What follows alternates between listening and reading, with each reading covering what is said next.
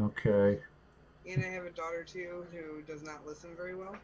So if suddenly I say, "Hey, I'll be right back," I'm gonna mute the mic and jump up and get her back to the spot that I told her to stay. No problem. It's all good. Gotcha. It's all good. All right. So let me jump on YouTube and get you the link.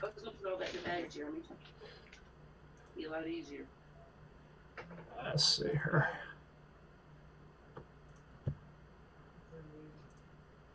Yeah.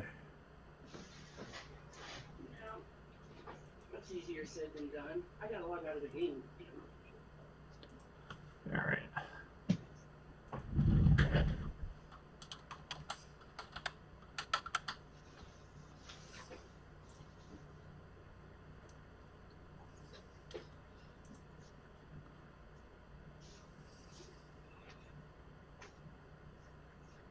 Oh, let me mute that.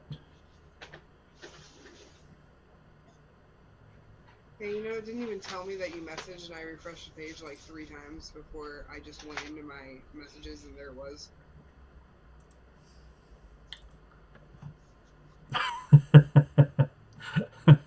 Okay, let's see here. Yeah.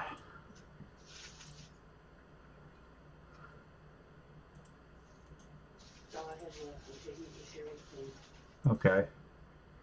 So there's the YouTube link for you.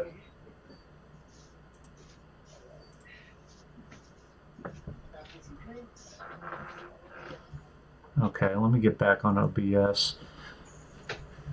So give it a second. I don't see anybody on YouTube yet. Let me see here. Did you hear me? It's a blank message. There's nothing there. Yeah, see you later. Hold on, let me try again. Oh, this is so weird. Okay, there we go. You got it? Yes. Okay. Wow, that did not want to go.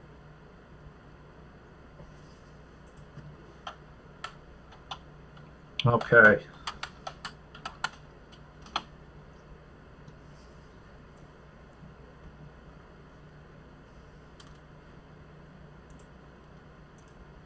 All right. Okay.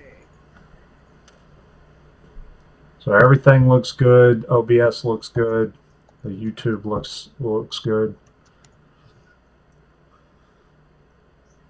You look good. I look good.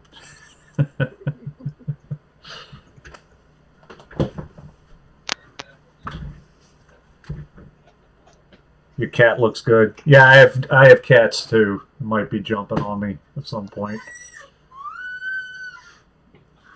So, all right, everybody. This is Dave Denton, the Independent Outsider, here with Angelica Earl, who is running for Senate in Missouri against Claire McCaskill. Now, I know that the filing deadline for the primary was March 27th. Are you formally in the primary? You've Okay, so our filing date is February 27th. Oh, February 27th. Yes, Okay. so we are actually getting ready to do all of that. Oh, okay. Yeah, we have everything planned out. We have a big rally that day Okay. at the Capitol and everything. That's weird. I saw the date wrong. Thanks for Oh, thanks that's for okay. yeah. So Everybody makes mistakes. oh, trust me, I work for the Postal Service. I'm used to it. Uh, so here's the thing that really gets me. And by the way, congratulations on your finally getting to talk to Jank. But Oh, thank you. uh, I don't know. But the thing that really gets to me is that, you know, 2016 happens and everybody has this big awakening. Everybody's quote unquote woke, and aware of what's going on and aware of the corruption and aware of everything. Right. And it doesn't really seem like much is has changed yet. I mean, I know from the way I work through the system that things take time. But my question for you is, how do we, as the public, make people realize that we need public servants and not politicians.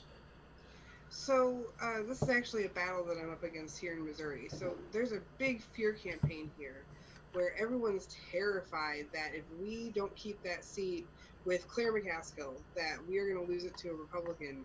And that's just so scary that we can't possibly do that.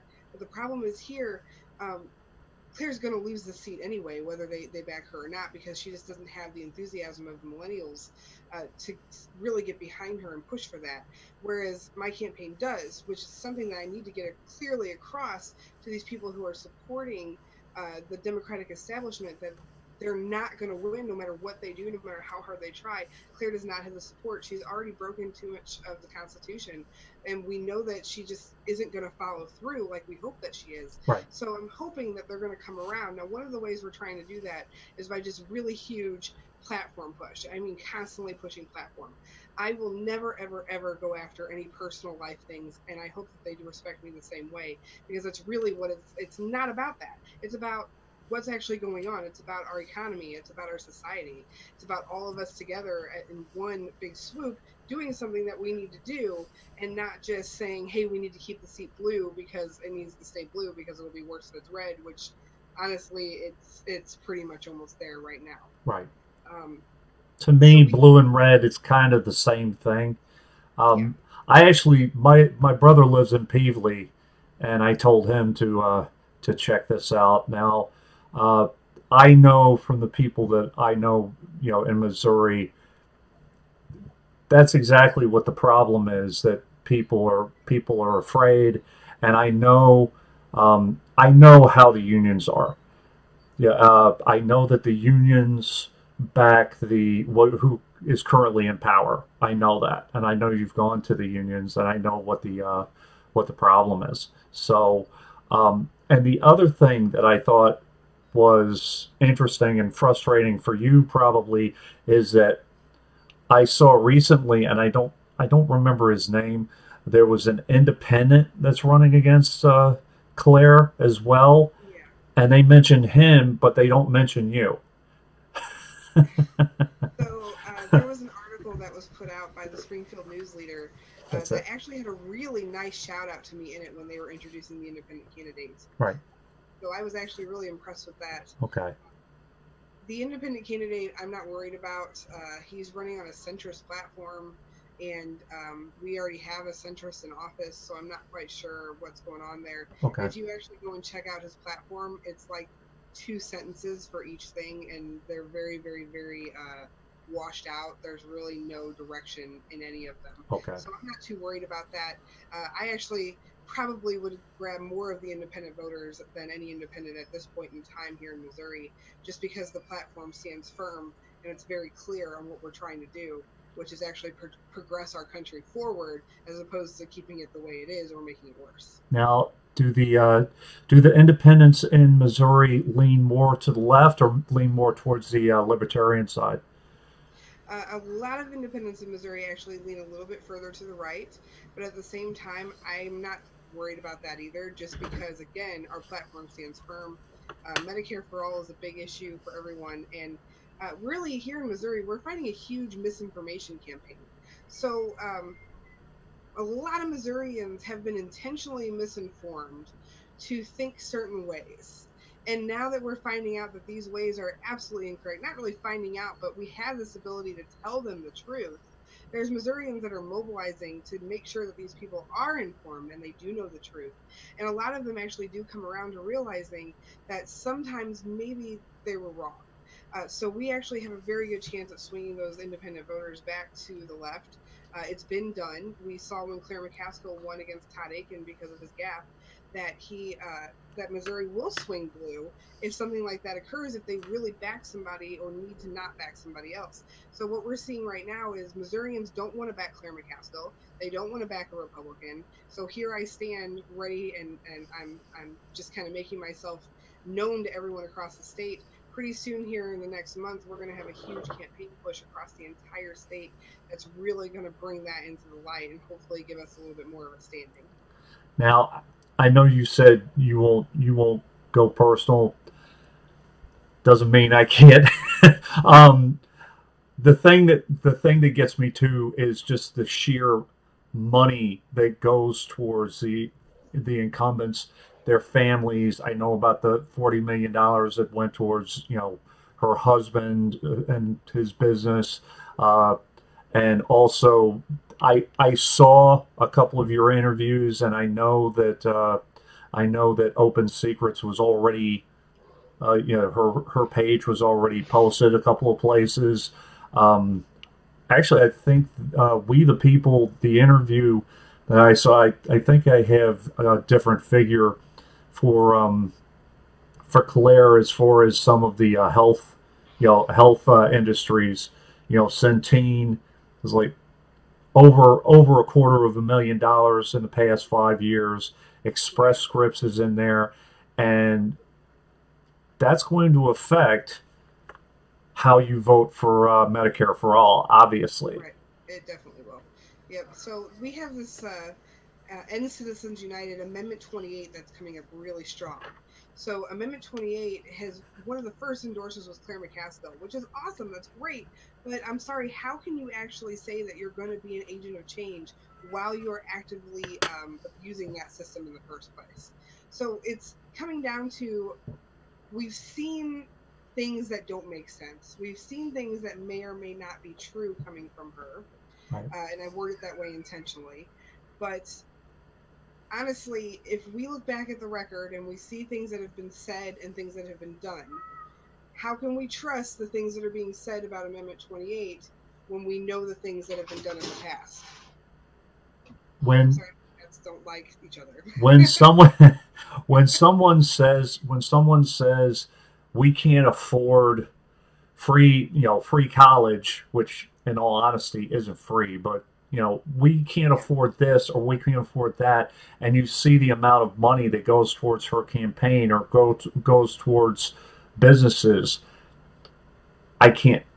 I don't trust that. Um, yeah. Now that you mentioned Amendment 28, mentioned Citizens United. When I was doing some research on it, I came across Represent.us. I don't know if you've seen it, and I put it in the description in the video.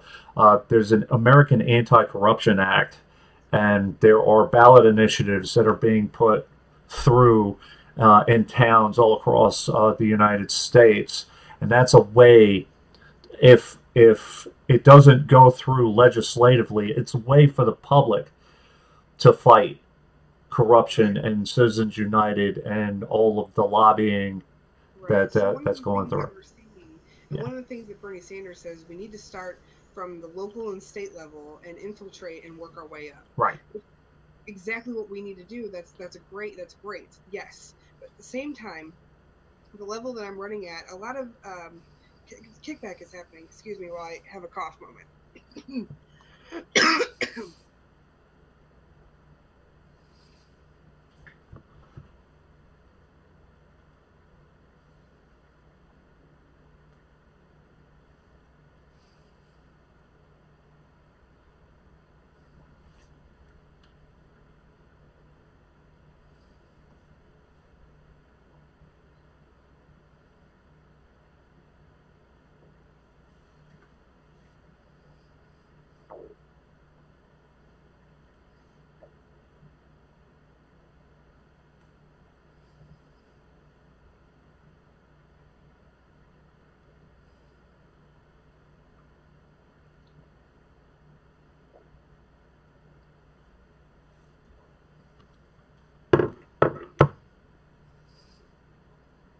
You okay? Yeah, so I have asthma, and the asthma got really bad when the Westlake landfill here started getting really bad. Take a minute. It's okay. So actually, I might have radiation poisoning, which causes my asthma to flare up at random times. Okay.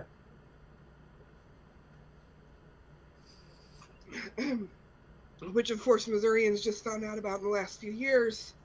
That's actually been going on for about 20 years.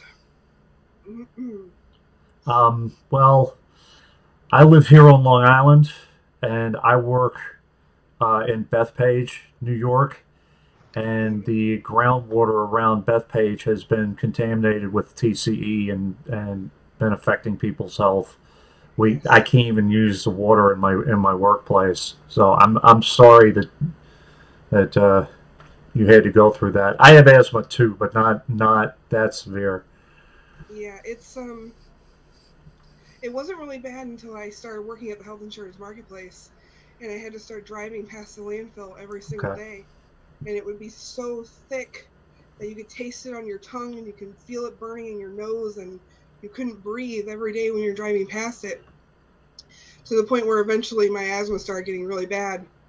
And now small triggers happen. Actually, we have an evacuation plan in place here for my family. If the fire catches the uranium, we're planning on heading straight down 55 and just getting out of here as fast as possible, Okay. before they actually close the city down and don't let people leave, which is actually what they're planning. If you have the opportunity to watch the documentary on HBO about it, it's called Atomic Homefront. I actually met Doug Clemens before I watched the documentary. It's very, very, very serious. It's very real, and I think all St. Louisans need to have an immediate evacuation plan, because if we wait too long and you don't evacuate, they won't let you out because you'll be contaminated with radiation. I actually I saw the link and I'll put it on. I know that it's free right now, and it's something. It Mike, is free if right now. my brother, as I said, he lives close by. If you're watching, man, pay attention. Yeah, I actually have a friend who lived at Coldwater Creek, who has an autoimmune disease now, and she's sterile from the creek. Okay. I have a lot of friends who actually got cancer from the creek. Um, Most survived, one did not. Um, it's pretty serious here in St. Louis. What's going on? Is super fun site? It is a super fun site. Yes, yes. So okay, so what were we speaking about before my asthma triggered? Well, let's uh let's go straight into healthcare. Why not? Yeah. Oh, okay. Uh, So there's something I've been wanting to talk about that I haven't had the opportunity to speak about. And that is what's currently going on with the health insurance marketplace. So last year and the year before and years prior, you had a lot of time to get your documents in. Things were moving slow. Everybody complained about how slow it was moving. right. So this year they really picked up the pace, but that becomes a problem for everybody trying to get into the marketplace, because one, the amount of time was shortened dramatically for your window of opportunity to get in there. Two, we are expiring people within a day or two of their documents not being turned in like they were supposed to be. So instead of it taking a month for us to kick you out of the system and you have an extra month to get those documents in, you have to submit a document to us or call us asking for more time right now. Like if you are set up to expire, you need to get your stuff in right now. Otherwise, you're going to be kicked out of the system. Then you can't qualify for a special enrollment period. You don't qualify for the regular period to go in open enrollment, because that's not until December. So you're actually going to be stuck without insurance the entire year, and then you're forced to have that fine at the end of the year for not having insurance. Or you have to go with a private company, which there you're looking at a whole lot more money, and you're not getting a subsidy. And I have to Uh, say that the fine for not being insured is just insult to injury. it If you really is. if you can't afford insurance and then you have to pay a fine on top of it, it really is insulting. Yeah. Now, I'm a little different because I'm with FEHB, so our system is a little different.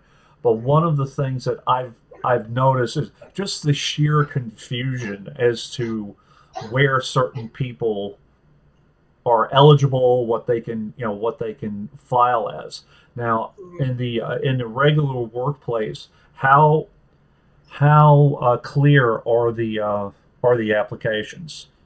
I mean, Uh, you have a small window. If the applications aren't clear, then you're really in trouble. so you're talking about the application for the marketplace? Yeah. Okay, so the application for the marketplace is not very convoluted. It's Okay. actually pretty straightforward.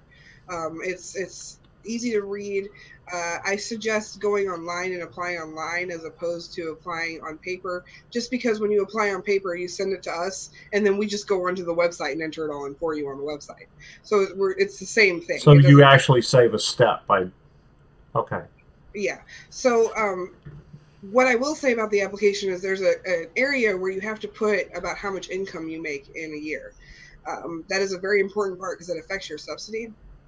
Uh, so if you say you make $30,000 in a year, but you know that last year you made 15,000 and you can prove the 15,000, so you put 15,000 on there, you send in your documents to show that you made $15,000 last year, and then you get your subsidy.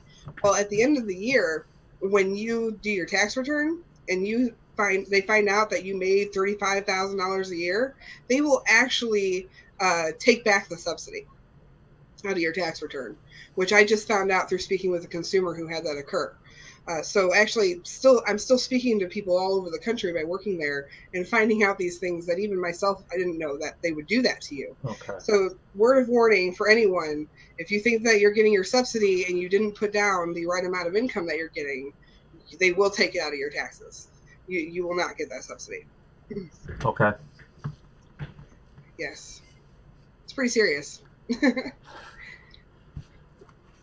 So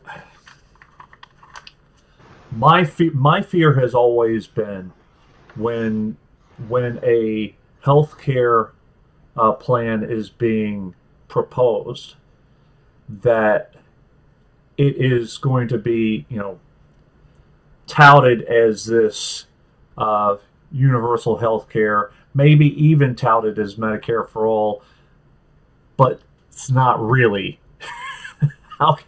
How can we guarantee that it's truly it's not Obamacare? And what do you I know you think Obamacare is not salvageable at all.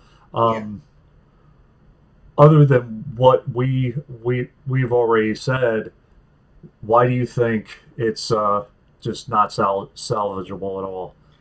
So being on the inside and seeing how it's constantly changing, how the letters that go out to consumers aren't even accurate half the time.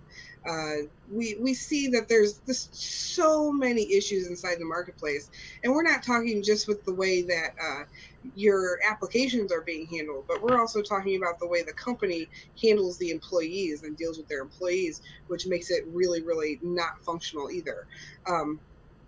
So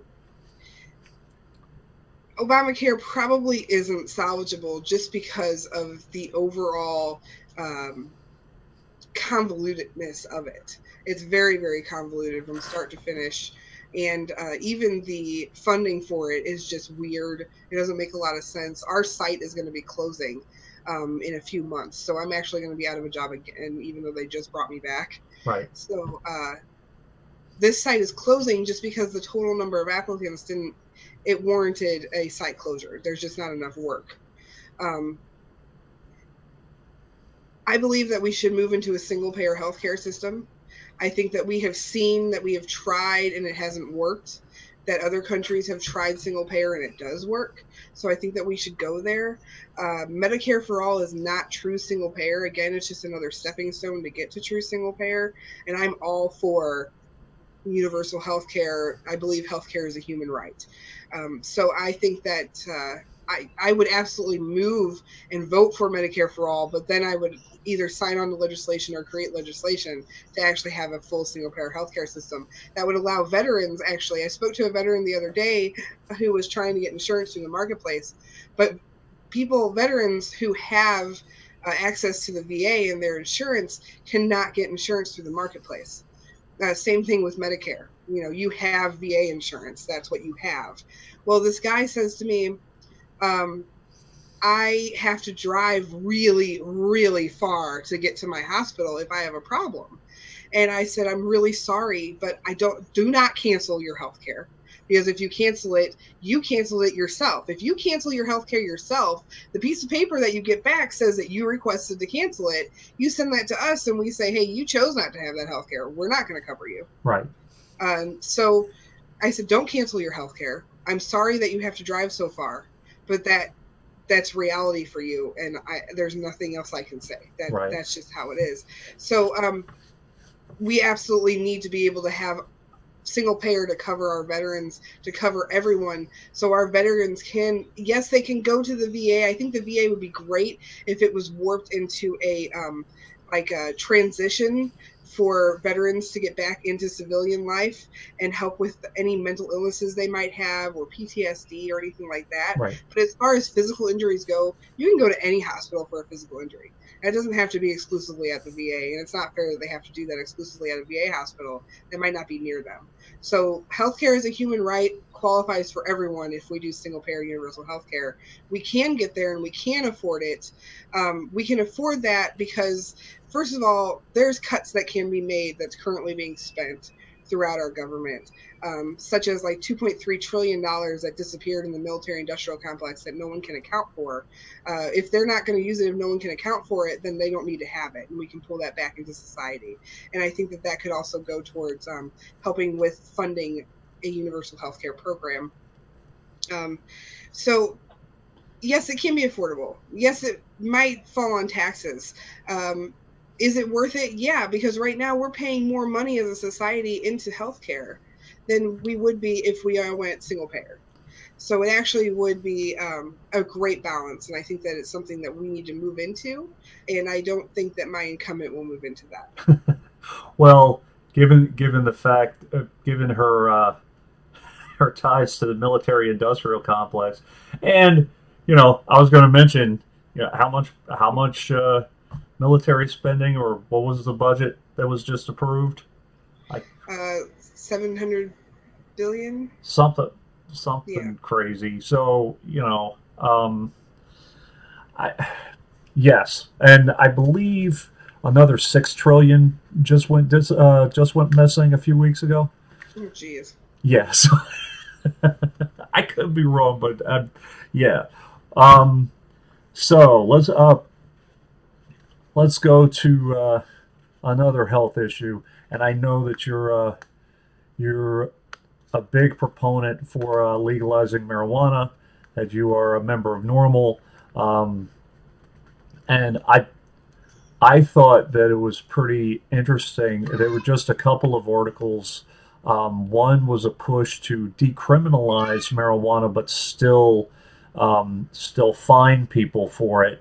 So people aren't going to be thrown in jail, but they're still going to make money off of people, using a plant, which to me makes no sense. Right. And the other one was, there was a study, I don't know if you saw it, where people were getting a weird disease after years of smoking marijuana.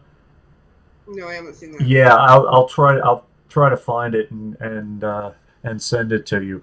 I can All of see a that sudden, happening from using marijuana that hasn't been treated properly. So using marijuana that might have mold or right, spider mites, or I can see that occurring, but I don't think from the actual marijuana itself that would occur. right, So I'd love to see that study. Yeah. yeah. All of a sudden, a study comes up. Have you heard of kratom? Of who? No, I haven't. Kratom. Kratom is another plant that people use for pain, for alleviation of pain. It has been criminalized in, I believe it's 5 states: Tennessee, Arkansas, Indiana, Massachusetts, I think, and another.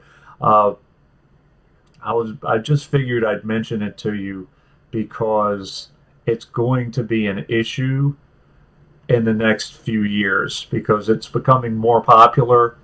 And again, people are like, well, it's a plant. So I knew that with you, with you being such a proponent of marijuana, that you might want to look into it. Yeah, Maybe. I think I have heard someone mention it before. I wasn't aware that it was coming up so quickly. I've just heard it mentioned. So yeah, that's actually rescheduling marijuana is something that needs to be done. So if there's tests on, it's called kratom. If there's tests on that, Kratom. yeah. So if there's tests on that, and it shows that it is kind of like marijuana, in which it's not really harmful at all to you and only helps, then I don't see why that should be scheduled as a one either, or outlawed or banned. I think it can be regulated. I don't believe that there's any problem in regulating it because of the things we already mentioned, that is mold and there is spider mites, and it can Right. be laced with things. So we need to make sure that it's regulated in the respect of consumer protections. So I am really proud of Missouri right now because we are moving towards a medical marijuana legalization system here, Oh, good. in which it's going to be on the ballot this November.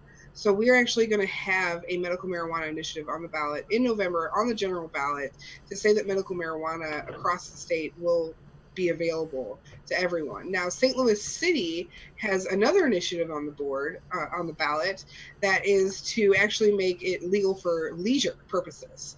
And that would actually be fantastic if St. Louis City moved into that. It would create a whole lot of tourism, and it would really revitalize the city a lot, especially after the Rams kind of left on us. Right. So uh, I'm really proud of where Missouri's going.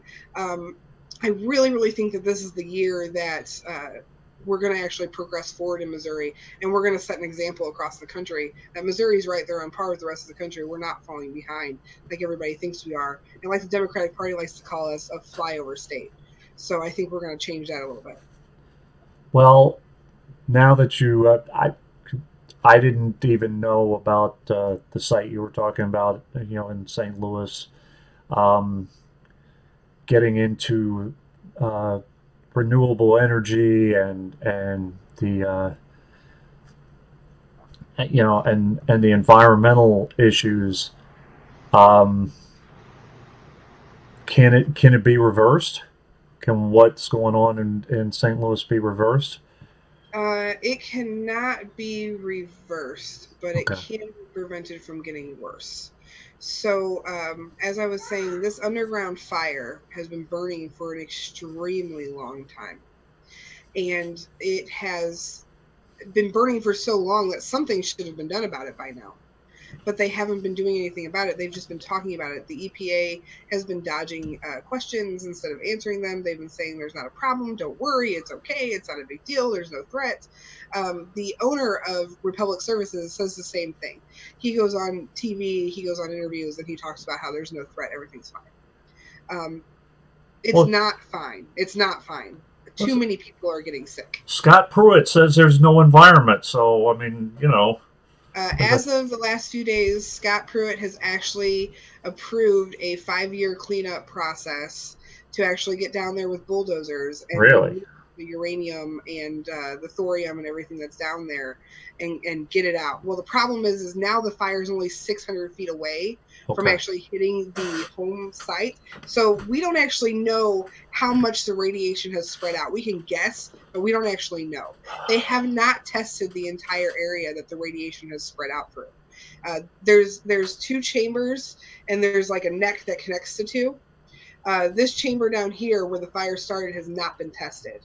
So given that it has not been tested, we could have all been breathing in radiation particles from this fire for the last 10 or 15 years, and none of us in St. Louis knew it. We know that there are areas around the site that are highly contaminated. We know that there are areas that lead down a creek from the site that's highly contaminated. They have kind of been pushing it off for way too long. But now that we have these 2 areas where we know the radiation's here and the fire started down here in this neck, it's been burning through the neck. And it's, like I said, 600 feet away now. So instead of doing something about it when it was way back here, they're waiting until like the last possible second. Well, usually when you wait till the last possible second and you're trying to clean up, which is going to take 5 years, it's only 600 feet away, you're still looking at disaster proportions. So I'm prepared with my family. There's still some extended family that I need to reach out to so we can all meet up in like Cape Girardeau or something before we head somewhere else, because we are definitely taking off. We're going to leave St. Louis. That's for sure. Well, I don't understand I really don't understand why. I actually I do understand. I mean, if it doesn't affect the people who are in It's all power, about they don't care. It's all about money. So Yeah, nobody wanted to take the money, use the money. No one wanted to spend the money on cleaning up this illegal uranium dump site from World War II that is now so out of control that we're talking an entire population in a city is under threat of immediate evacuation.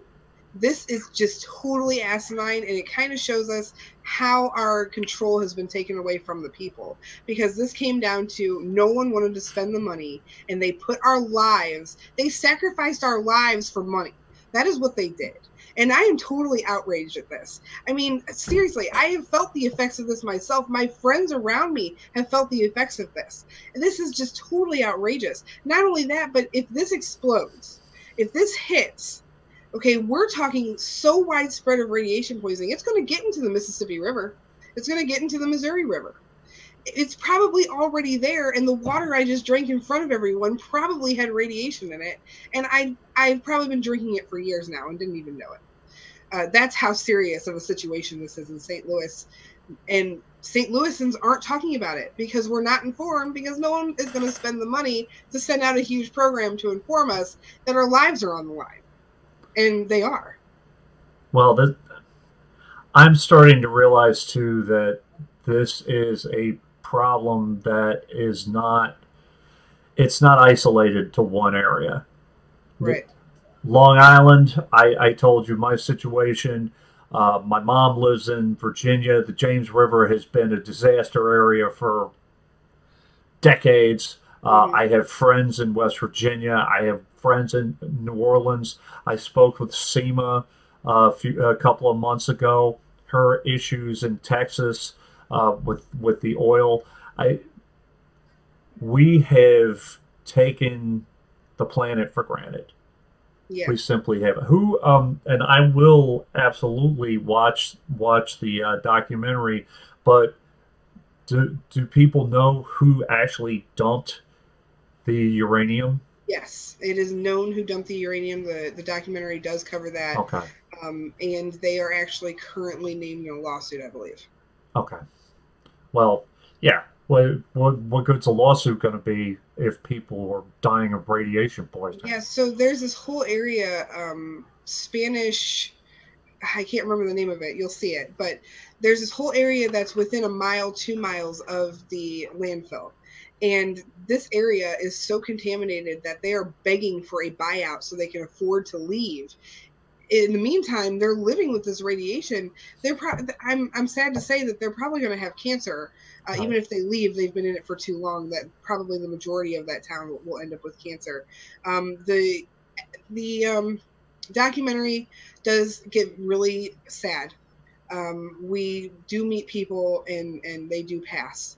So it's very, very serious here in St. Louis, and it needs to get out. So if word needs to be spread very, very quickly among St. Louisans that there is a very serious issue going on, and that they need to step up and say a 5-year cleanup is not acceptable. It has to move a lot faster. You need to put more money into it, have more trucks, have more people working on it, and get it out of our city before we hit disastrous proportions. Well, and again, I have known the people in the local area by where I work. They passed away from trichloroethylene poisoning. It, yeah, it's Yeah, truly sad.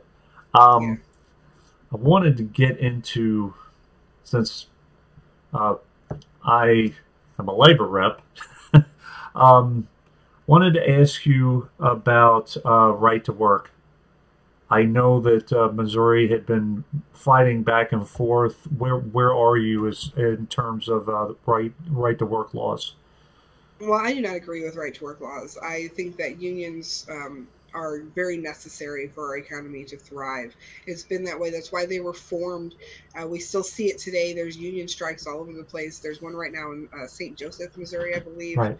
And we need our unions. Our unions are imperative because corporations, businesses in general, cannot be trusted to do the right thing to make sure that not only are their employees taken care of, but that the economy where their business is located is taken care of, because that's what their business is there for.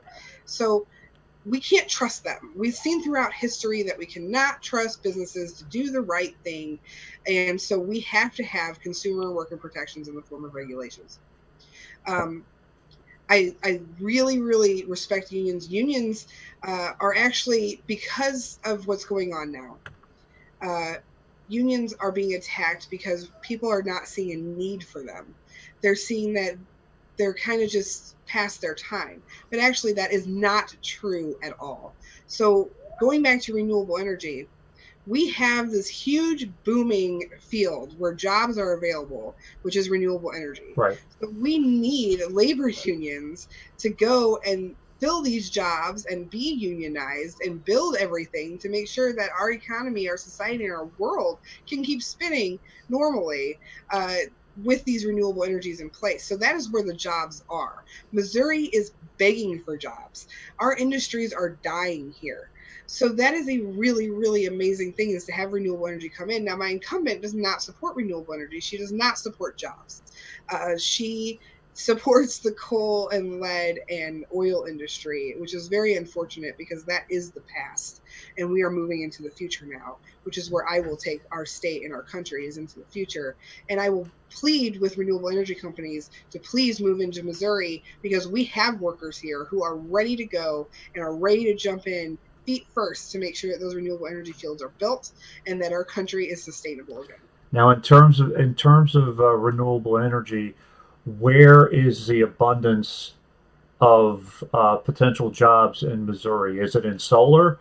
Do you have any possibility of wind power, or is it most? So we don't have a whole lot of hills, mountains. We're pretty flat here, Okay. so we're not looking really into wind power. Although it is feasible, it's not completely 100% there. Okay. We'd be looking more into solar fields.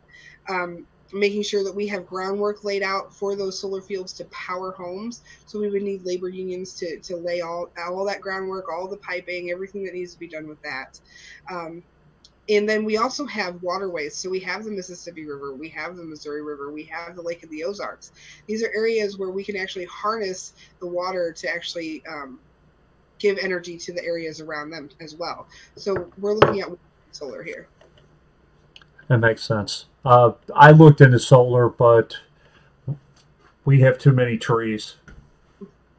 it's just and we actually get a lot of cold calls from people just begging us to do so. It can't do it, or right. At least not yet. Right. But in terms of going back to labor for a second.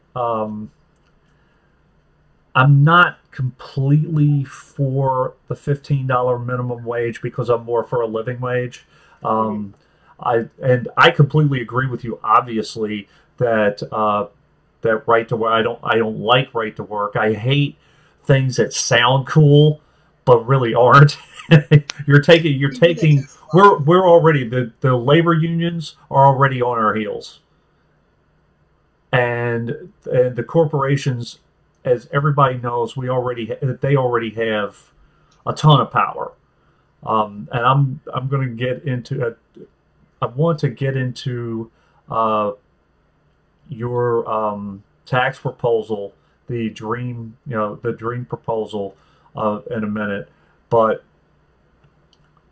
we need more than a $15 minimum wage, because it's just too easy to manipulate. It is. So here in Missouri, right now I make $15 an hour. Okay. I've made $15 an hour for 2 years now. It is the first time that I've actually had extra money in my pocket, as opposed to just paying bills and hoping that I have some money for food at the end of the day. Right. So $15 an hour, and it's me and my 2 kids. So it's a family of 3. Was great. It was right there. We made it. We made ends meet. At $11 an hour, at $12 an hour, I was not making ends meet.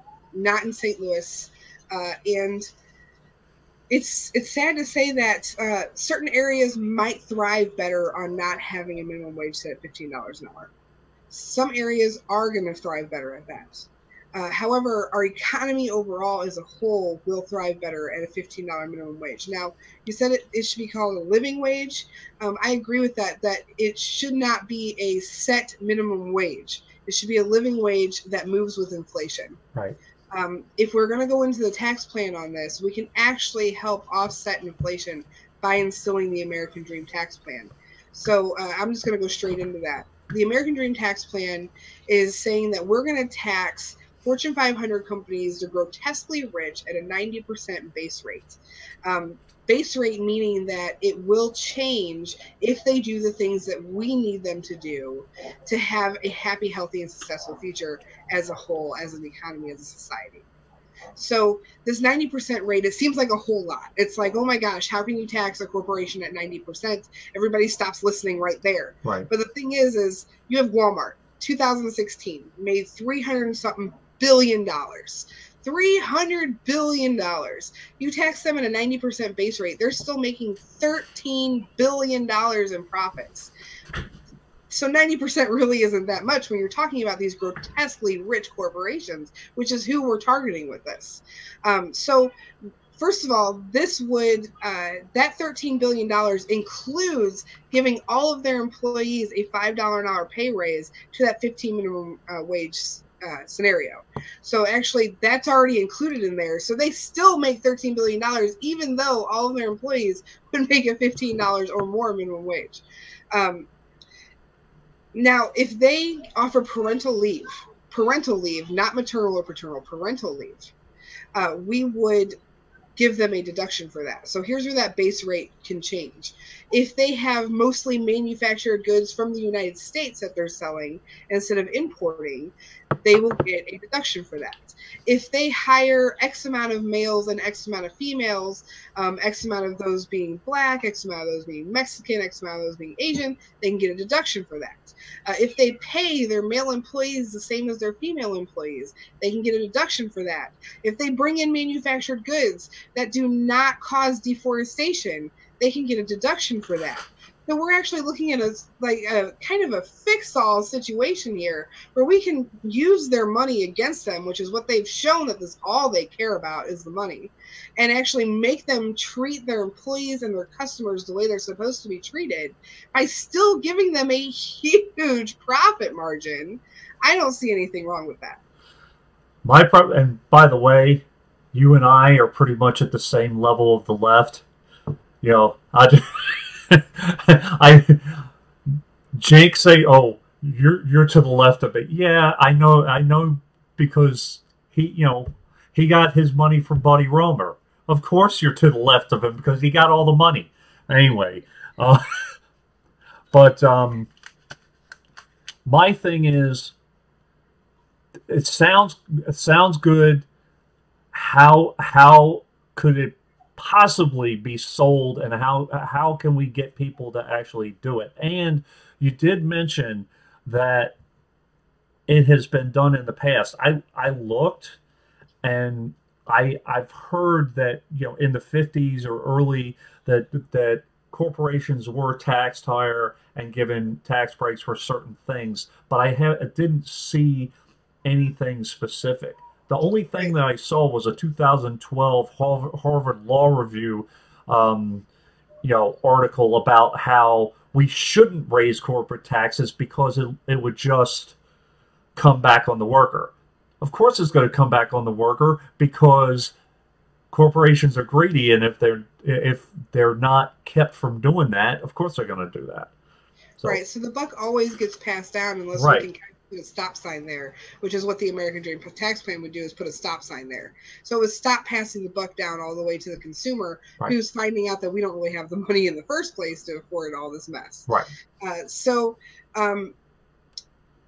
The tax plan, it would mean that we would have to tell them that it's not affecting the regular, everyday, average Joe.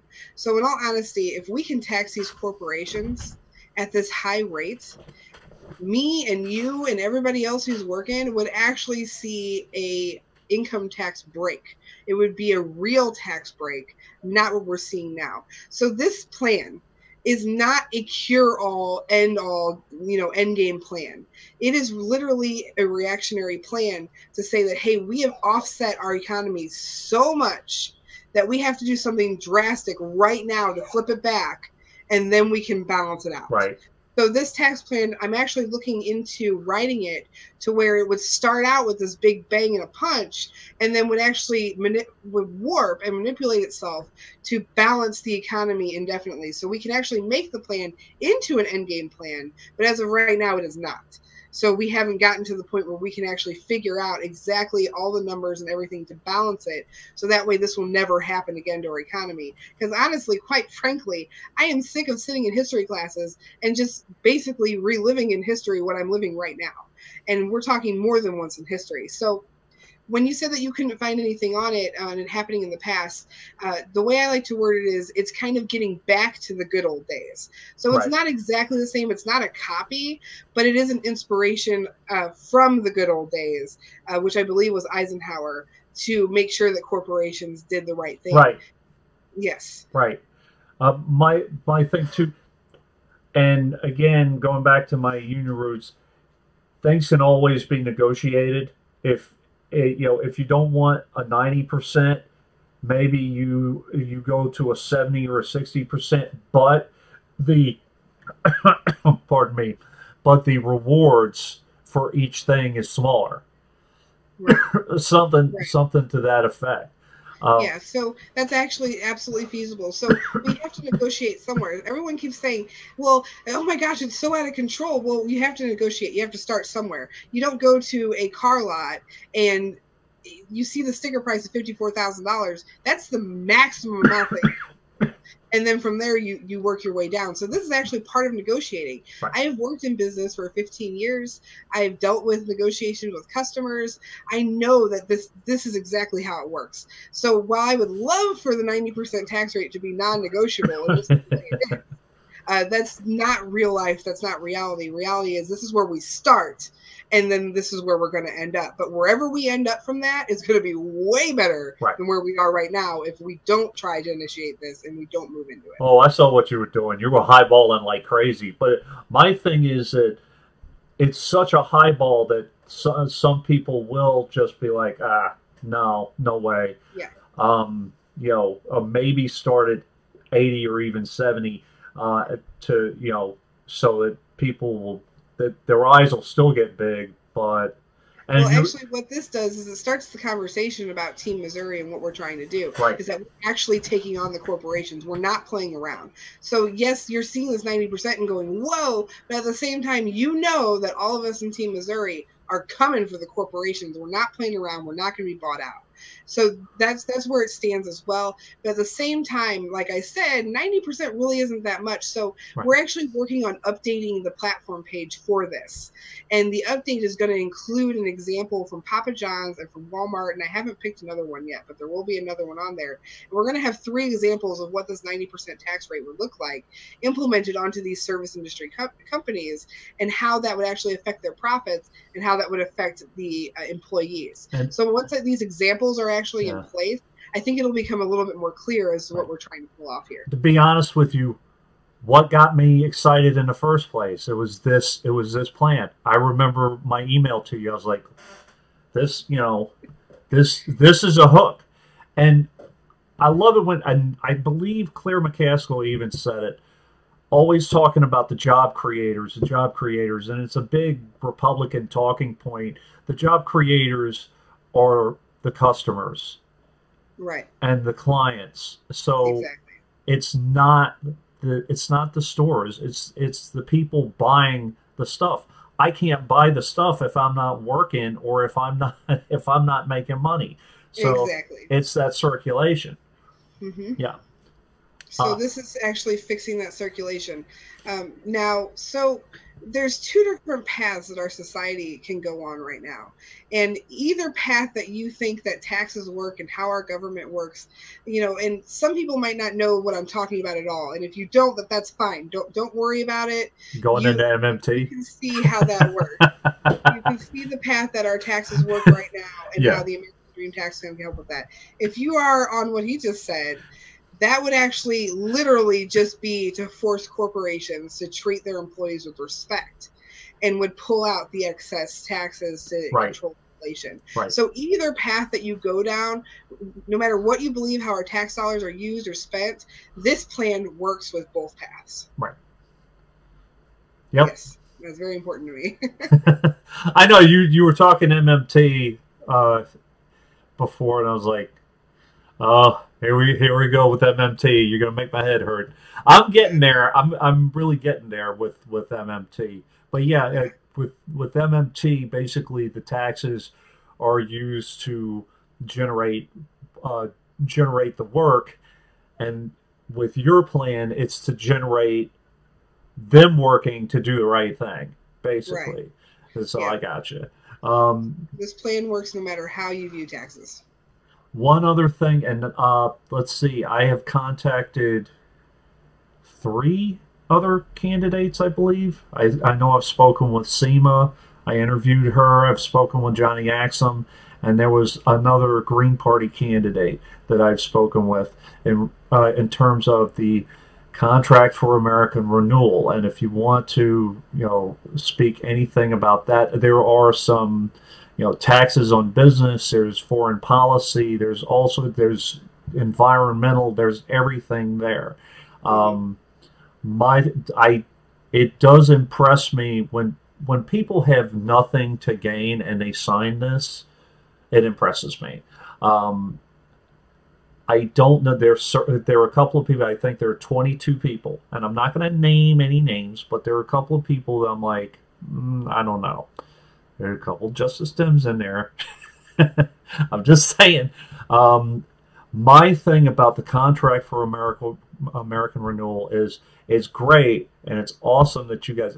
It shows me a list of people that I really want to talk to. It's kind of a jumping off point, but there will come a time when there will be someone who signs it, gets elected, and doesn't follow it. There Yeah. has to be accountability. Period. There has to be. So, in my opinion, being a CFAR signed candidate, it says that it's a legally binding contract. However, when it comes to this point and when it comes to what we're actually doing, it can't actually honestly truly be a legally binding contract. Right. That's my issue. So, yes, so it would really come to all of us who signed this contract holding that person accountable and making it public that, hey, all of us signed this contract. You signed it with us, but you're not holding to it. So all of us are speaking out against you and holding you accountable to your voters. I think that's really what it's going to come down to. Now, I have a big voice. I do not find a problem with openly holding a person accountable for the things that they have done. Right. I will be the first one to stand up and say, hey, wait a second. You said you weren't going to do that and you're doing it. So I'm going to look at everybody else and say, I'm standing up right now. And if you're not, then I'm going to hold you accountable too. So I don't have a problem keeping people in line. I've been a manager. I've written schedules. I've hired and fired people. Right. And so I do not have a problem in getting into your face and saying you're wrong. This is why. This is what you need to be doing instead. So I hope people see that kind of quality in me, that when it comes to this contract that I really do stand firm on. I honestly don't even think I even need to think about the contract just because I know who I am, what kind of person I am, and that I'm going to follow through with these anyway. So it was kind of a no-brainer for me to just sign it because that's who I am. I don't even need to think about it. Right. And move on. Now, there's another contract, which is candidates with a contract. And everyone keeps telling me I need to sign that one, but I will not sign that one because of their stance on drug policy. I do not agree that we need to be having people be random drug tested anywhere across the country. I actually No, think that randomized drug testing is unconstitutional. I agree. And if I'm going to sign a contract that says that my position needs to be randomized drug tested, I do not agree that anyone should have that across the country. So I will not sign on to that for any reason, which is why I did not sign on with them, because I am truly for rescheduling marijuana. I am truly for upholding the Constitution. And I'm just gonna. You don't have to do it. I'll call them out for a second. I honestly don't think that the Justice Democrats held up to their word. I'm not holding everybody accountable. I think that there are some good candidates there, but I don't think that they're keeping money out of politics. I just don't. So you don't have to. I think that if they found out some of the things that some of their candidates are doing, that they would be very disappointed. Okay. I think that the way that they reacted to Schenck and that issue from 20 years ago, that I'm very disappointed in them with the way they reacted to that and responded to that. I think that they've made some very serious mistakes. I Right. think they made a big mistake in not endorsing our campaign, because no one in Missouri wants to vote for Claire McCaskill. And if they stood up with me, my voice would have been way louder than it is right now. And Right. we would have had a much easier chance at taking back this seat for the people. That goes back to the concept of don't start anywhere except for at the bottom. And I was kind of going into that, but I didn't get to finish what my statement was on that. So we start from the bottom. That's fantastic. But the Senate seat, the seat that I am going for, is so important to progressing our country forward that it's kind of like it has to be done. So we are in a time now where renewable energy is becoming so much more important than just providing jobs. Renewable energy is actually the future, in the sense of we are destroying our atmosphere. And by destroying our atmosphere, we are putting all of our lives at risk in the entire world.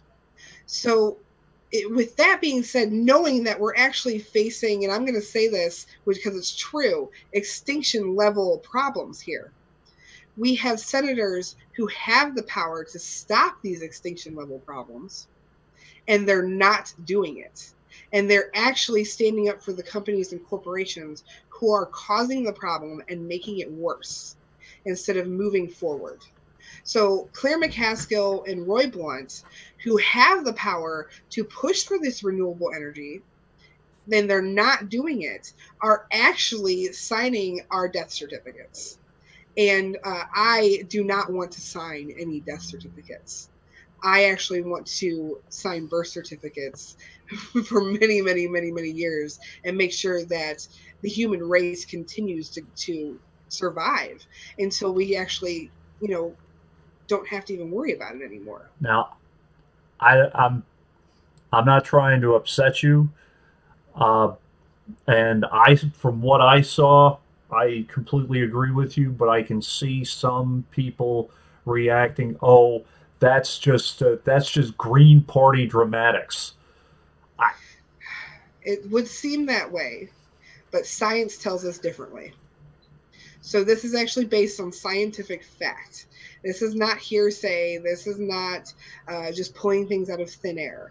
Our country, whether you accept it or not, because honestly, extinction doesn't care if you believe that it's going to happen or not. It's right, just going to happen. right. So we are hitting a period of time. So in Missouri, I talk about jobs because Missourians need jobs.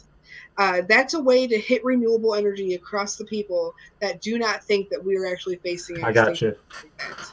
I got you. So, but to leftists, we can tell the truth. We can tell them, we know, just like you know, that we're facing this event and that we need to stop it. So by replacing our current incumbent with someone like me, and by replacing other incumbents with people like me who know that we're facing this issue, we can actually help reverse it, hopefully before it's too late and it's irreversible, which we're actually coming up on that pretty quickly. So let's see. You've pretty much hit my question about what qualifications do you have to run for Senate. management qualifications. You know how to negotiate. You know how to run your mouth.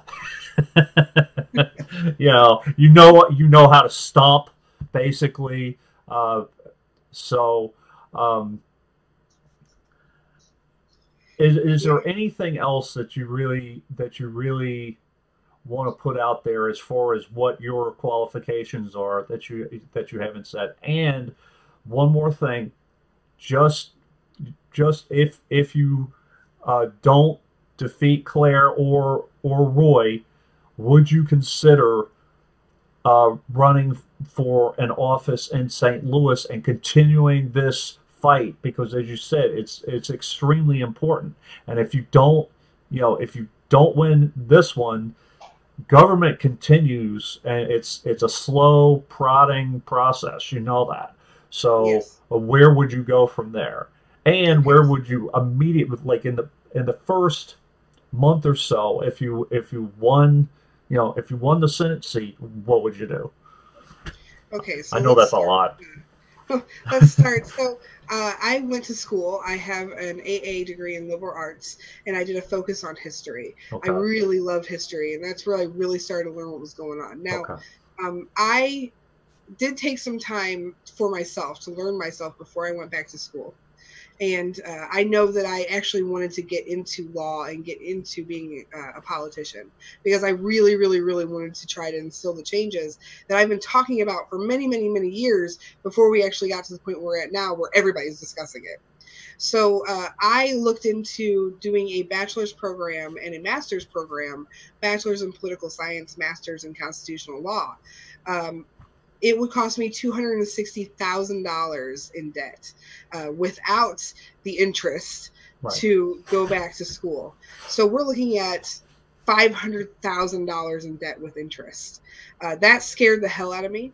I cannot afford to do It that. should. So I can't afford it either. But yeah, I have student loan debt right now. It's bad. yes, Yeah. yeah, and I've met quite a few people. Actually, my team leader in St. Louis is going back to school to get a master's, and he's going about $200,000 in debt, and he's terrified. Uh, however, okay, so I've decided that since this window of opportunity, this door has come open in front of me to actually share the knowledge that I have and the experiences that I have to take on an incumbent at such a high level, I decided to go to just walk through the door. I don't think there's too many opportunities like this, so I'm going to take it, considering that I don't have the opportunity to go to school to get there the right way like I really Right. want to. Um, so, in the first month after I win, I would ideally like to start moving towards Medicare for all right off the bat. I think that's extremely important. If we can get off the conversation of our health, we can move on to the conversation of energy. So people tend to be a little bit conceited. Don't even deny it. We all know everybody's a little bit selfish, and that we need to deal with our health problems first before we can talk about the overall, right? So that's kind of where we're at with that. Um, I think that this time there's going to be a whole lot of candidates just like me who are going to win their seats, and we're actually going to be able to start negotiating this Medicare for all. And honestly, if a whole bunch of us really win, like I'm thinking that we're going to, we'll be able to move into more of a single payer than a Medicare for all, which is really what I'm hoping for. Um, Well, Go before ahead. you continue, I just want to say that for any activist, before we help the community, we have to take care of ourselves. Right, So for you to hit healthcare first is the right move, and then the second is any immediate danger, whether it be the underground fire, anything like that. That would be the second right. move, I would think. Yeah. Yeah, so we have to talk about saving everybody's lives, and we have to start at one stop at a time. So we have a whole bunch of different life-ending events happening before us. Medicare, health issues, renewable energy issues. We have this uranium issue over here in St. Louis, but that's happening across the country. We have lead poisoning across the country. So these are issues that our current senators are not taking on. Um, we have other issues. We have constitutional issues that are taking place. So in Missouri, we have a high population of homeless. And the city is passing ordinances that actually hurts the homeless, but goes against their constitutional rights. And it is up to our senators to go to our state and say, hey, you're not upholding the U.S. Constitution. There's going to be problems with some of your funding if you don't start making sure that your cities take these ordinances out of there that are hurting, Right. that are against the U.S. Constitution, that are against their rights as a human being, as a person, as a citizen of the United States. So there's so many issues right now that Americans are so overwhelmed. And the bottom line is, you have to vote in people who are going to make these changes and who are talking about it. And you can't keep voting for the same person who isn't doing anything about it. That's kind of what I'm dealing with here in Missouri, is that everybody thinks that if they vote for the same person, they're going to keep the seat and everything will be fine and dandy. But that's just not the case. Voting records shows that it's not the case, that we are not going to be fine and dandy in the next 10 years if we don't make changes right here and right now. So it's really important that everyone hits those voter polls at the primary day. Mine is August 7th. To make sure that we are voting for people who are actually going to make these changes. Now, there's a big concern on trust. How can we trust that you are actually going to uphold it? And I know you were talking about that with the contract, right? Because since the contract can't actually be upheld legally, it's a great talking point. It's great to see that everybody signed it, but we know what it is. So the thing with trust is, I myself personally have been up and down so many times in my life that I'm terrified that my children are going to experience nothing but down, because that's what we're headed for, is nothing but down for our children. Right. So I cannot see a future where my children will be at work every day of their lives, not knowing if they're going to have enough money to eat, even though they're working 40 to 60 hours a week. They might have children. They won't be able to spend any time with their children. That's just totally unacceptable to me. It's obscene. It is. It's obscene that people are working in my job. They have worked in my job, and there are homeless people working $25 an hour online. It's obscene. It really is. I'm sorry. Yeah, it is. It really is. And to look into the future. So I have this the gift of perception, and I can see the way things are going to play out if we don't do something right now to change it. And I see that my children are not going to have a future. And I know that there is no amount of money that is enough to stop me from saving my children's future. I mean that from the bottom of my heart. I mean it with all of my soul. Money means nothing to me. It is so unimportant. And we're going to take this seat back, and we're going to save everyone in our country. We're going to save our future. That's the truth of the matter.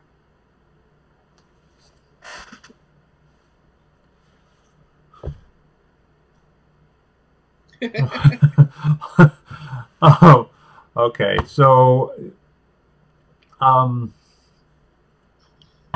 couple more things. I know you mentioned education reform.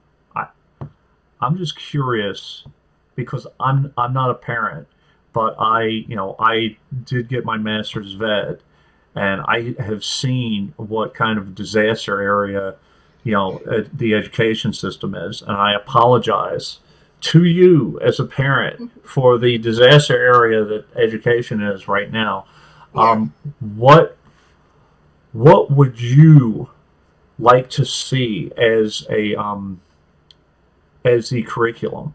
What would you like to? What would you like? Your kids. Would you like your kids to know what their rights are, the human rights, to know the Constitution back and forth, to know the state Constitution back and forth?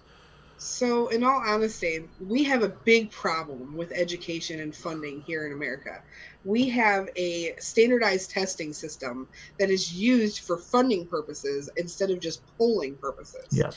So, first of all, we have to just fund all of our schools. It's really irresponsible of us to pick and choose which schools we're going to fund based on one standardized test, when different areas of every state, every area of our state in Missouri has different standards than other areas. So the education should be geared towards their children, not towards what a federal government says it should be or state government says it should be. So we have there's a really good idea that's been floating around, and that is to bring students into actual real life scenarios as children, Right. instead of putting them in a school with tests.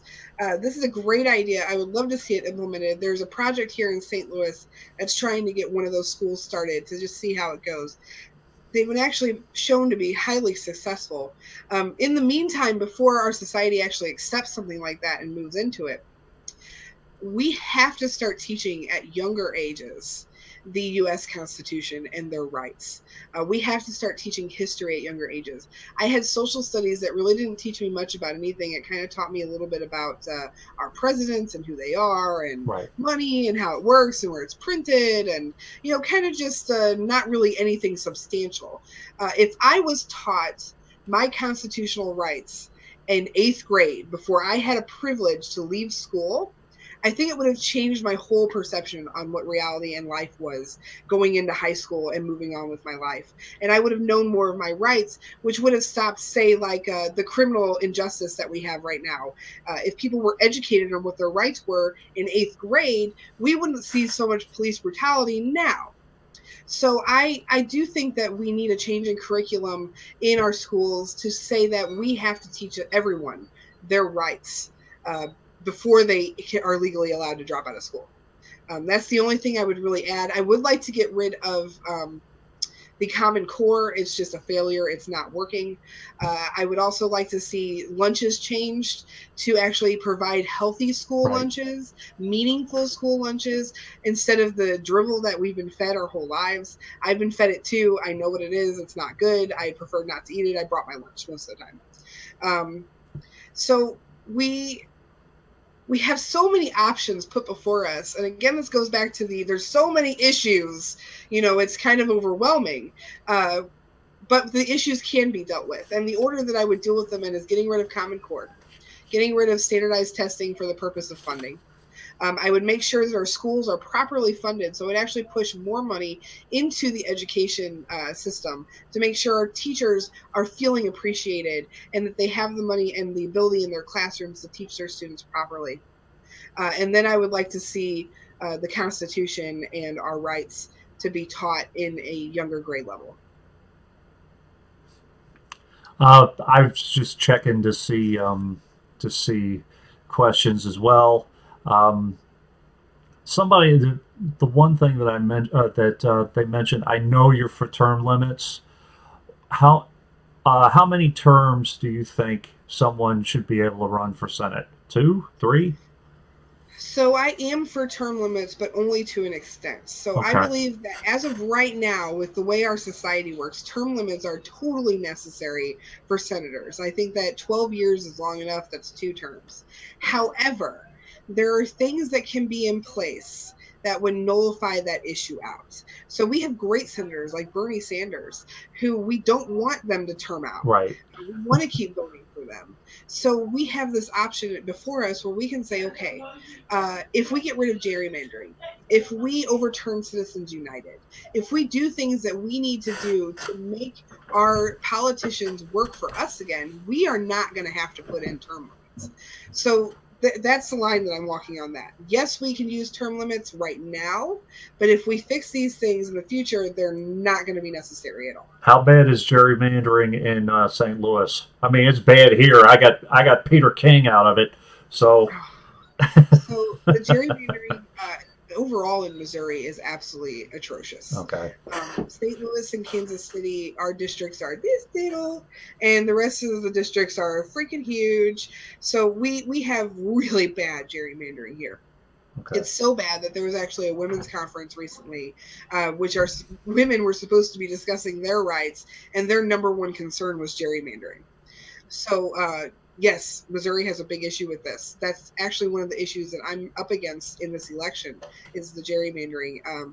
But I don't think that it's going to be as big of an issue as, say, what the Democratic Party would like to say it is, just because, again, the platform stands firm. We know that these things need to be fixed.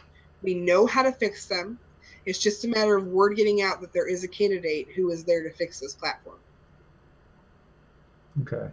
Which is why this interview is here. And I know there are a few things that we haven't really talked that much about. The police issue, and I know you spoke on gun violence with other hosts. My thing with certain topics is that they have to be discussed in a way that it's not dividing and it's not creating sides. It's not this group versus this group.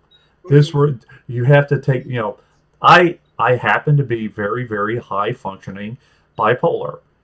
So when someone says all bipolars should not be able to have a gun, hold on. First off, I would never want a gun. But second off, I don't like that you would lump anyone, not you, but anyone would lump people together without knowing them. Right. Yeah. Police, I agree with you. There needs to be more sensitivity training. Things happen, but is there a way to not have it the police versus a certain group? Can we kind of work together? Yeah. So, okay, where should we start with this? So, my stance on guns. My stance on guns is that assault weapons, military-style weapons, have just kind of outlived their life within our society. I don't think our society actually needs them anymore. No. And that's not to say that we're going to start putting bans on all guns, which is where the argument likes to go. This is just saying that these weapons are really inappropriate, that our society doesn't need them, our society doesn't want them, and we're going to take these guns out of the equation.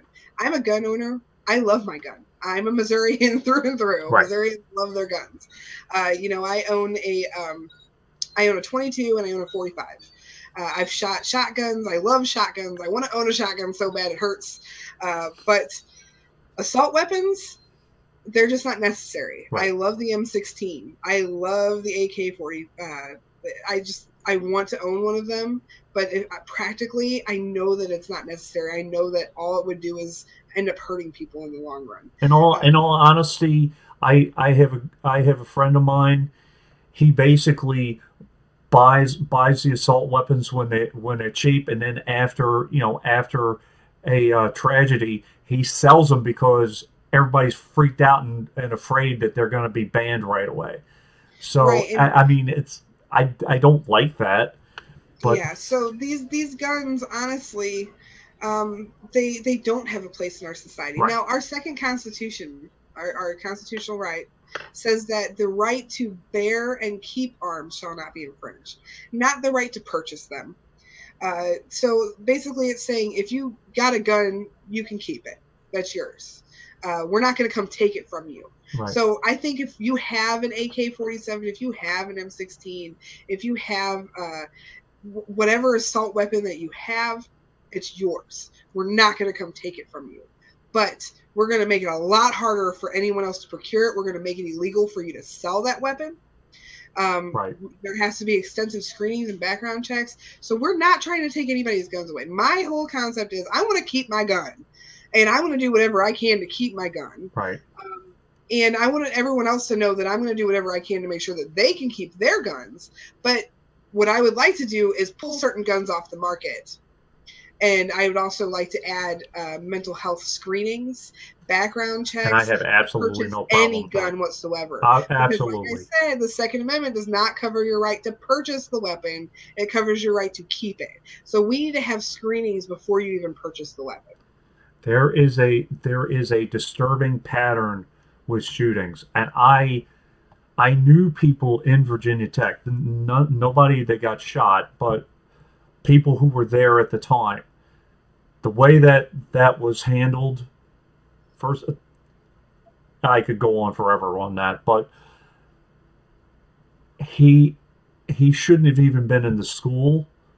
He should have been expelled with the stuff that he had done. He had a violent history.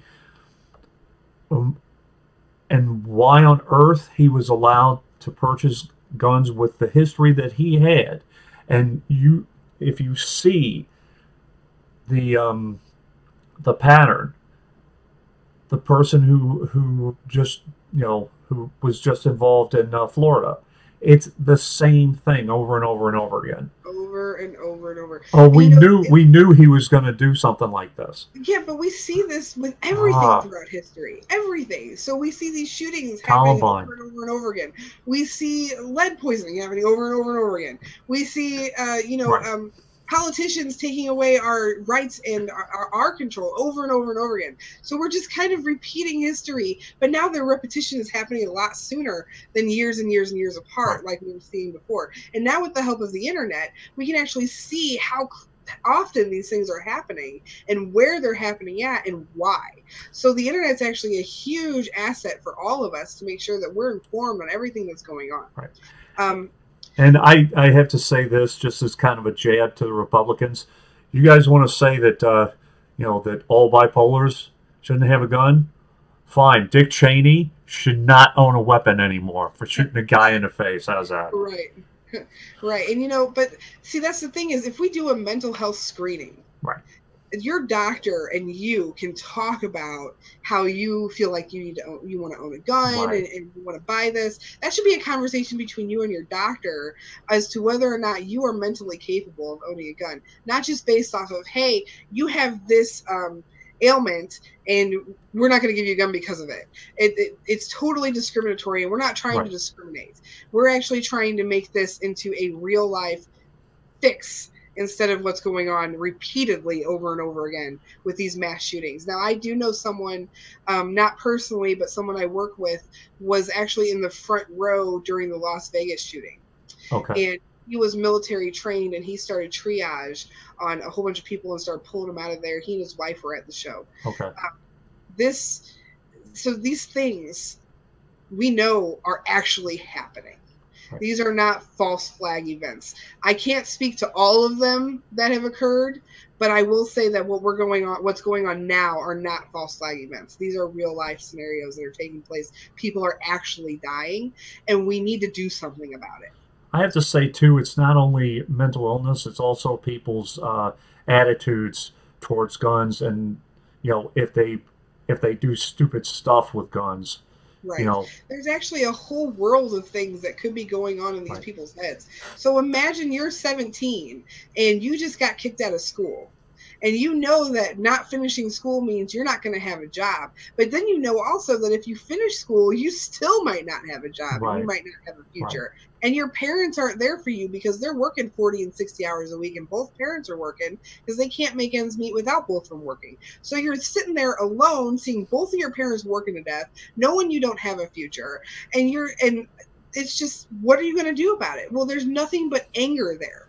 And so I'm not saying that this person has a valid excuse. There is no excuse for what they decided to do. It was totally unacceptable, and I do not condone that. But the societal pressures that are being put on so many people right now are causing people to snap more often than what they should be. So we're actually seeing a spike because of societal pressures, because society is failing us, and we feel that every day.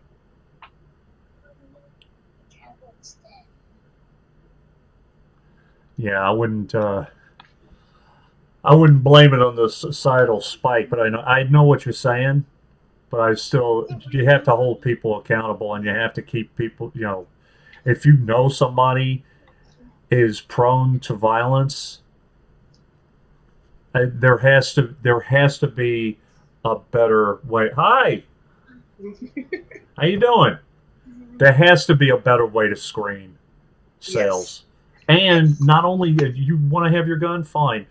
Don't sell the ammunition. Hi. How you doing? She can't hear because I have headphones in, but she can see. No, stay down. But anyway, let me check to see if there are any questions for these guys. Sure. From these guys, I know it's one of our. Oh, hi. One of our regulars said that Missouri is a boon for energy sources. It Let's see is. here. I would agree with that. We have a lot of open area here. And okay.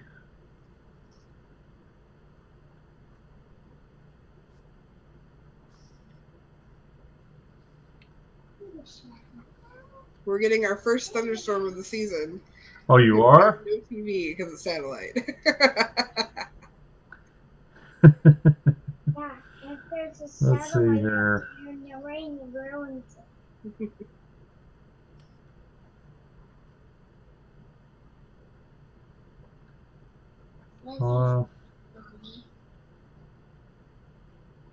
Yep, there's the whole thing about, the uh,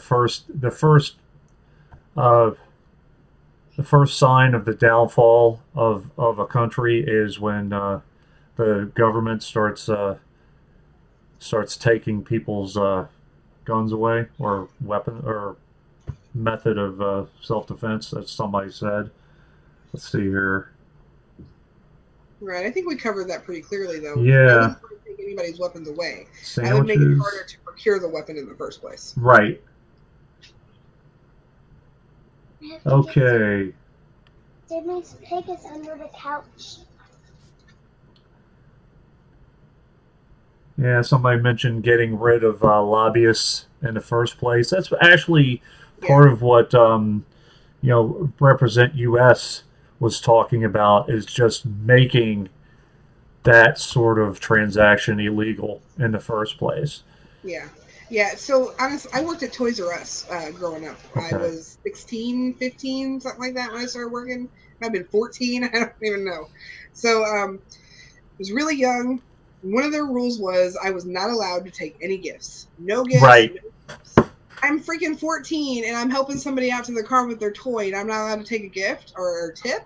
So why the hell would a politician who has access to my rights and my life be allowed to take gifts and tips? Like, that's kind of a no-brainer.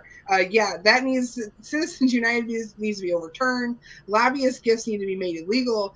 I agree with saying, hey, you can buy me a $3 cup of tea. That's fine. You want to buy me a coffee? Let's have a conversation over coffee. But don't sit there and give me a car while we're having a conversation over coffee. Right. That's completely, again, the word of the day is apparently unacceptable. So $40 million in subsidies, that's not cool over tea. Yeah. Well, yeah. But anyway, is there anything else that you want to cover? You said there's one other thing that occurred. Okay. So here in Missouri, the Missouri Democratic Party has decided that they were going to put Claire McCaskill on their homepage of their websites to get volunteers to sign up for her. I have spoken with many members of the Democratic State Party and asked them if there was a vote to endorse Claire McCaskill, because there has to be an endorsement in place to do this kind of promotion when there is a primary on the ballot. So there is a primary opponent. We know this. I've announced a long time ago, and they did this anyway. The Missouri Democratic Party has chosen to do this without their members' knowledge or support, and they have broken their bylaws, which in the long term means we in Team Missouri have a lawsuit against the Missouri Democratic Party. This is very disheartening because at the beginning of my campaign, when I first announced, I went and I had a conversation with Stephen Weber in which I said to him, I want to make sure that you guys are going to do the right thing. I want to know that if I win the primary, you're going to support me. I want to know that you're not going to do anything to hurt the campaign and what we're trying to do because of what the law says and what your bylaws say. And he said, I can assure you that we will endorse whoever the candidate is. I am really totally just Well, how do I word this? Thank you, Stephen Weber, for showing the entire state your true colors. This conversation was discussed immediately after finishing with many, many people.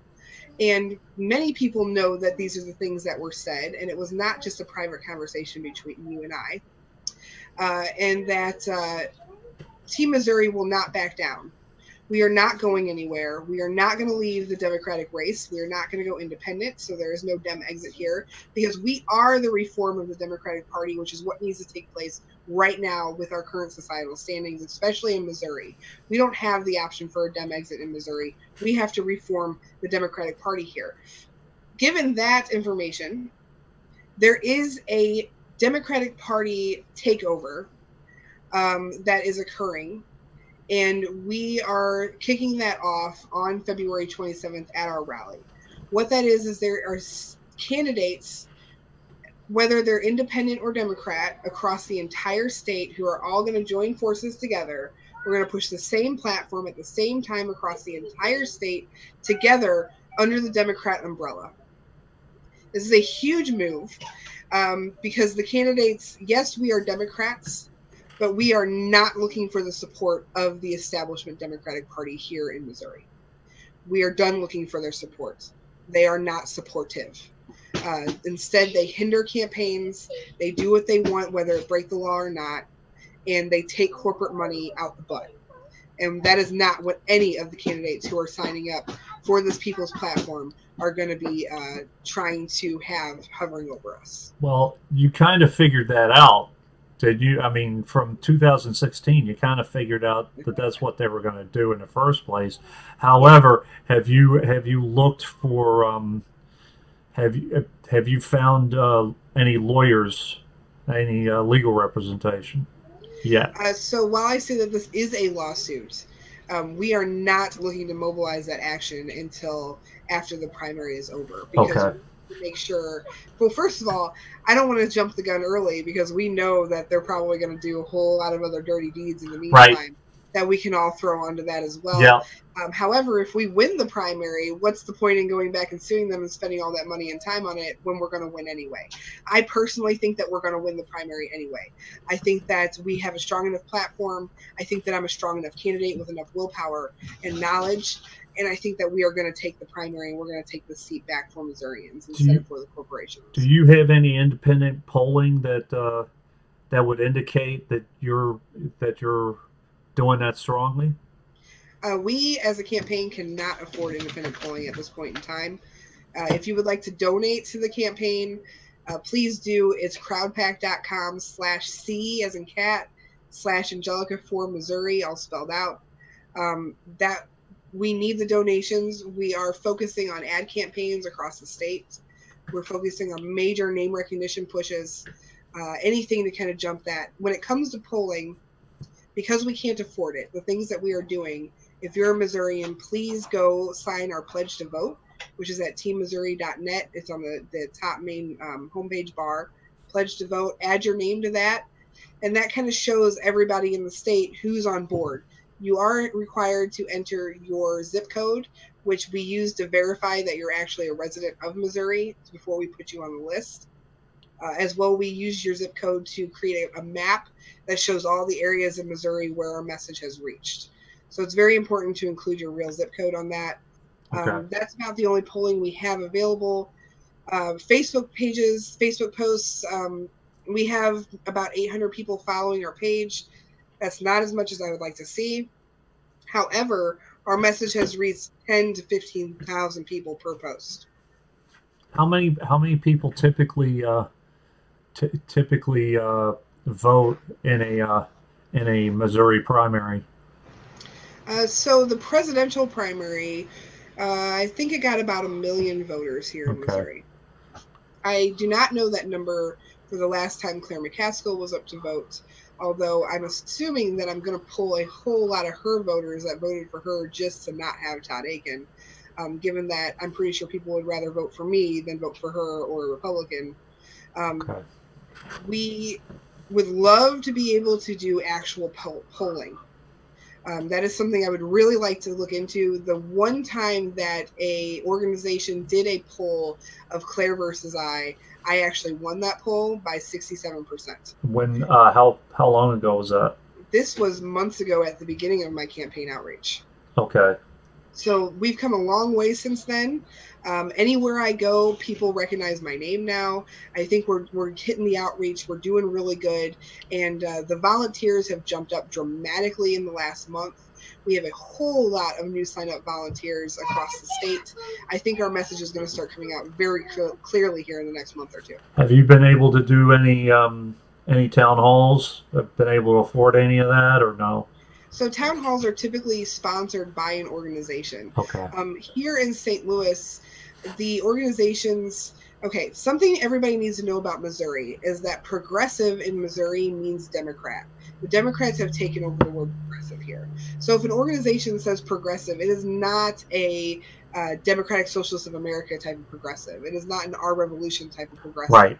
It is a Democratic progressive. Right. So there are progressive organizations in St. Louis who are directly against our campaign, who have lied, who have slandered the hell out of us in the name of progress, which means democratic establishment. Yep.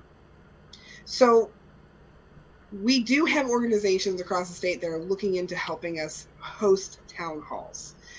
These are true progressive new Democrat organizations that I am in contact with that I'm hoping can get the town halls. We have one Democratic committee who is looking into hosting a debate between Claire and I. As of right now, I have not heard that Claire has responded or there's been any action on that. And you know what? That's actually brings me to a really good point. SEMA has been trying to debate Beto O'Rourke, and he's stonewalling her. I think that if anyone is primarying a candidate, Republican or Democrat, if it's a really honest to God, you are primarying her, you've applied and you're in and all of that, there should be at least one sanctioned debate. Yeah, I would agree with that. I think that, honestly, if we're going to tackle Citizens United, we should be tackling this issue as well. Yeah. And we should be saying that if we're going to have any type of candidacy runoff, anything going on like that, then there needs to be required debates hosted by the state's Democratic Party.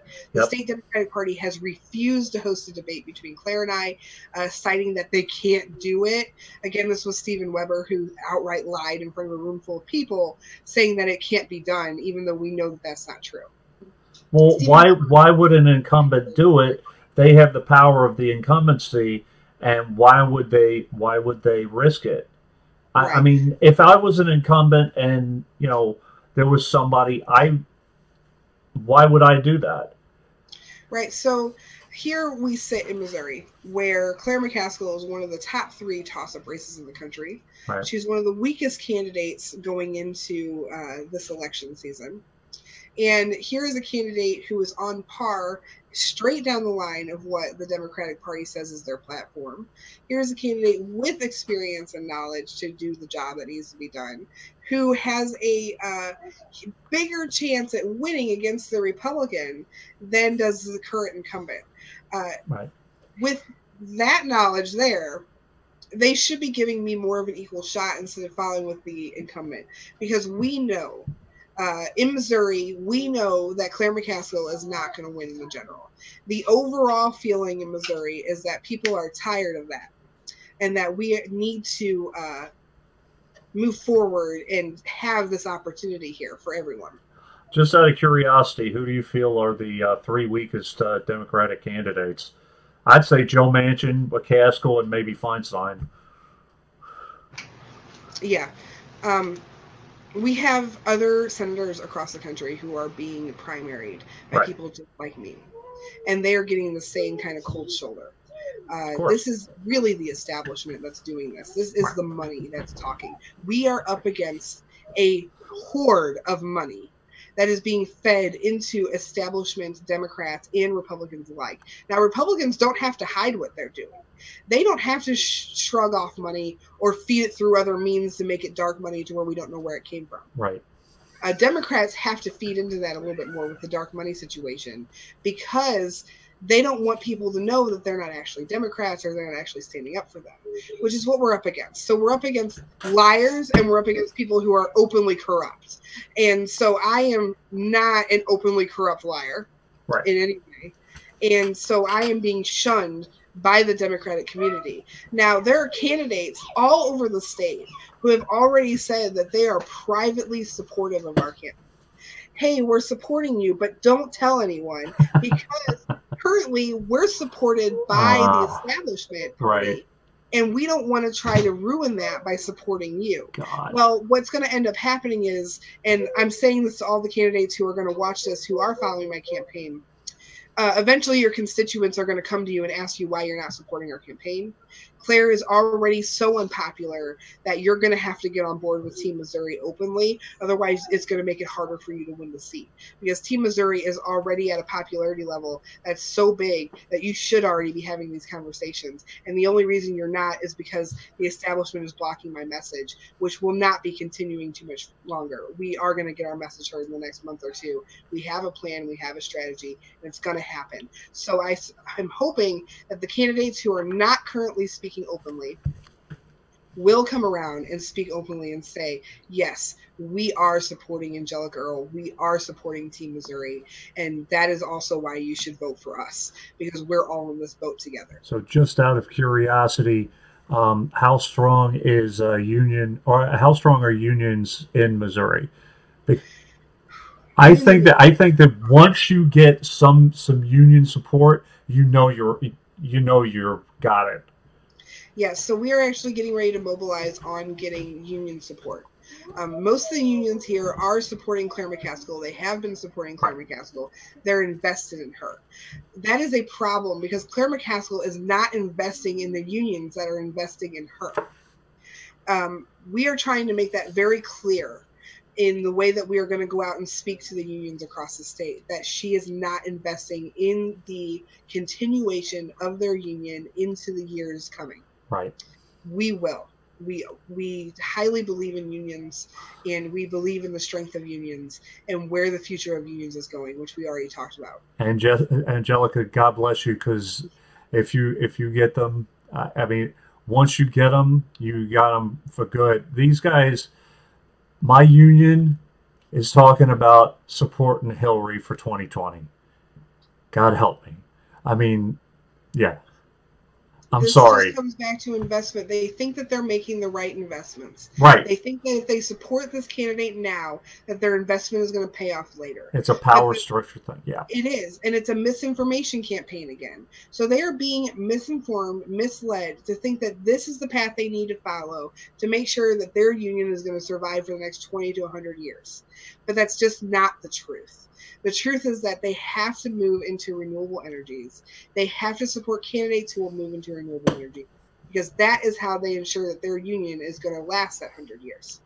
Well, once 1, 2, 3, 4, 6 candidates such as yourself, SEMA, Johnny Axum, maybe some Green Party candidates, once there is some momentum, then you have it. But yeah. until some people win, trust me, they frustrate me sometimes. It's just a hard-headed kind of thing. It's really kind of disturbing too. So I look at myself and I look at the people that are surrounding me, and I see how awake we are to the situation at hand. Yeah. And I see how we can see the issues all laid out before us and how to deal with them. Yeah. I see that we can see these issues and how our current representatives are not dealing with them.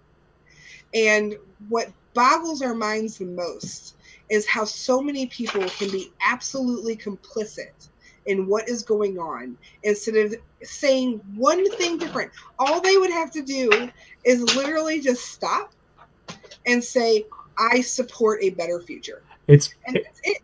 And then we can move forward. It's literally like the Matrix. It's literally, your red pill. You have to red pill, and you have to realize that the candidates in front of you are not invested in your future. They're invested Right. in theirs.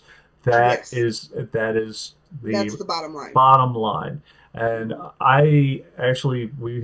we're nearing 2 hours, and I have an appointment to get to at 3. That So was a great conversation. listen, it's been a pleasure. I'm going to end this. I'm going to talk to you a couple of minutes off camera, but guys, it's been a pleasure for me to present Angelica Earl to you. I hope you enjoyed it. Angelica Earl, your primary is, or the application is February 27th, and you're going to have a party and with kazoos and glitter and everything. And then the primary is August the 7th. Yes, and August 7th. Your website is TeamMissouri.net. There you go. So, and all the information is in the description there. So I hope you guys enjoyed it, and I'll see you guys around. Hopefully we'll be able to talk. Hopefully you'll be able to talk to me as a senator in a year or I'm so. pretty sure we're going to get there. I don't see an issue. Thank you very, very much for having me. This was a great opportunity. I was able to show a little bit more of myself and tell everybody a little bit more about the platform and where we stand. I really, really hope that everybody shares this video and that we can actually reach the people in Missouri who will otherwise not be reached through Facebook or Twitter, but that can only be reached through you from sharing this video. And Mike, you better watch this.